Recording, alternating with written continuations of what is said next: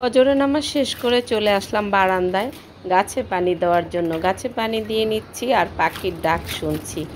খেজুর গাছে বসে পাখিতে ডাকছে আর কিচিমিচি আওয়াজ করছে। সকালের আবহাওয়াটা সত্যিই খুব অসাধারণ।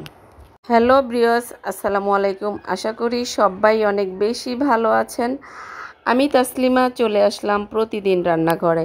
একটা প্যান বসিয়ে এখানে আমি দিয়ে দিয়েছি সরিষার তেল পরিমাণ মতন, 3টা পেঁয়াজ কেটে দিয়েছি, 2টা দারচিনি, 2টা এলাচ, একটা তেজপাতা দিয়ে 1 চামচ আদা বাটা, 1 চামচ রসুন বাটা দিয়ে দিয়েছি। একটু কাঁচা ভাবটা মশলা চলে যাওয়ার পর আমি এখানে অ্যাড করে দেব গুঁড়া মশলা। গুঁড়া মশলার ভিতরে আছে 2 চামচ হলুদের গুঁড়া, 1.5 চামচ মরিচের গুঁড়া, স্বাদ মতন লবণ। এবার আমি লাড়াচাড়া দিয়ে তারপর এখানে একটু পানি অ্যাড করে দেব যাতে মশলাটা পুড়ে না যায়। সকালে রুটি খাওয়ার জন্য আমি সবজি রান্না করছি। একটা মুরগির হাড্ডি গুড্ডি দিয়ে আর কি, হাত পাও যা আছে এগুলো দিয়ে আমি একটা সবজি রান্না করব। সবজির ভিতরে নিয়েছি লাউ, মিষ্টি কুমড়া আর ছোট সাইজের একটা আলু দিয়েছি। আলু আমি বেশি দিব না। মশলাটা কষানোর পরে আমি এখানে দিয়ে দিয়েছি সেই হাড্ডি গুড্ডিগুলো। এখন আমি এই পানিতেই ভালো করে কষিয়ে নেব। আমি আর এখানে পানি অ্যাড করব না। এখন আমি লাড়াচাড়া দিয়ে ঢাকা দিয়ে দেব। এই পানিতে সুন্দর মতো সিদ্ধ হয়ে যাবে কষানো হয়ে। আমরা যখন সকালে নাস্তা খাই, রুটি ভাজি, তারপরে ডিম, এসব দিয়ে নাস্তা খেতে খেতে যখন আমাদের রুচি নষ্ট হয়ে যায়, তখন আমরা এভাবে সবজি করে রুটি দিয়ে খেতে পারি। খুব অল্প মশলা দিয়ে সবজিটা আমি রান্না করব। আমার মাংসটা ভুনা হয়ে গেছে। এখন আমি এখানে দিয়ে দিব সবজিগুলো দিয়েছি। এখন আমি এখানে আর পানি অ্যাড করব না। সবজির থেকে প্রচুর পরিমাণ পানি বের হবে। লাউতে এমনিতেই অনেক পানি থাকে। এই পানিতেই আমার সবজিটা খুব ভালোভাবে সিদ্ধ হয়ে যাবে। তারপর আমি অল্প করে ঝোলের পানি দিয়ে দিব। এদিকে অন্য একটা চুলায় রুটি ছেঁকে নিচ্ছি।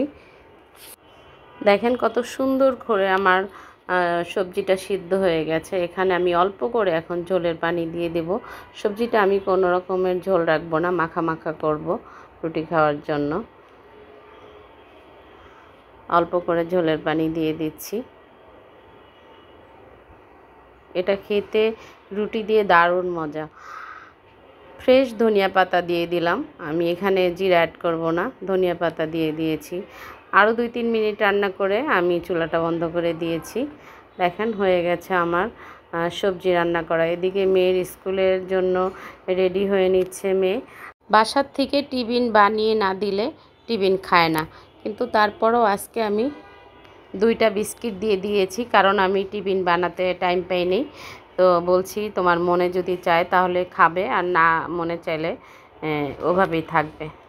সকালে স্কুলে অ্যাসেম্বলি করে কোরআন তালাত, এই জন্য একটু আরবি পড়ে নেয় 10-15 মিনিট আর কি, যতটুকু টাইম পায়। তো একটুখানি রুটি মুখে দিয়ে কলা দিয়ে আর কি একটু পানি খেয়ে নিচ্ছে। এখন মা মেয়ে বিসমিল্লাহ করে বের হয়ে যাব স্কুলের উদ্দেশ্যে। আসলে আমাদের বাচ্চারা অনেক কষ্ট করে, আমাদের চেয়েও বেশি, তাই না?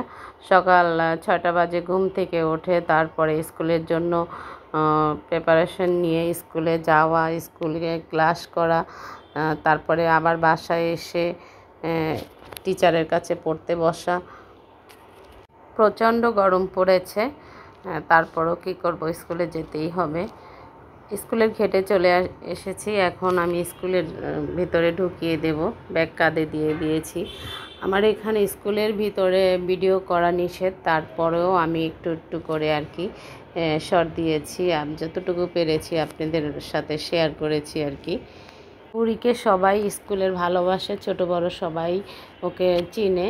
ও স্কুলে কোরআন তালাত করে, সকালে অ্যাসেম্বলি করে, মিসরা ওকে খুবই ভালোবাসে। স্কুল ছুটি হয়ে গেছে, এখন চলে যাচ্ছি বাসায়। বাসায় এসে ফ্রেশ হয়ে নাস্তা খেতে বসে পড়েছে, কারণ আজকে তো টিফিন দিই নেই। বিস্কিটটা ওভাবেই পড়ে রয়েছে ব্যাগের ভিতরে। মা মেয়ে দুজনেই খেতে বসেছি। খুবই ক্ষুধা লেগেছে। বিসমিল্লাহ বলে নাস্তা করে নিচ্ছি এখন। আমার ভিডিওটি ভালো লাগলে please please please like, comment, share করে আমার ফেসবুক পেজটি ফলো করুন এবং ইউটিউব চ্যানেলটি সাবস্ক্রাইব করুন। সত্যি এই সবজিটা রুটি দিয়ে খেতে অসাধারণ। খেতে অনেক মজা। একবার হলো বাসায় এভাবে আপনারা ট্রাই করবেন।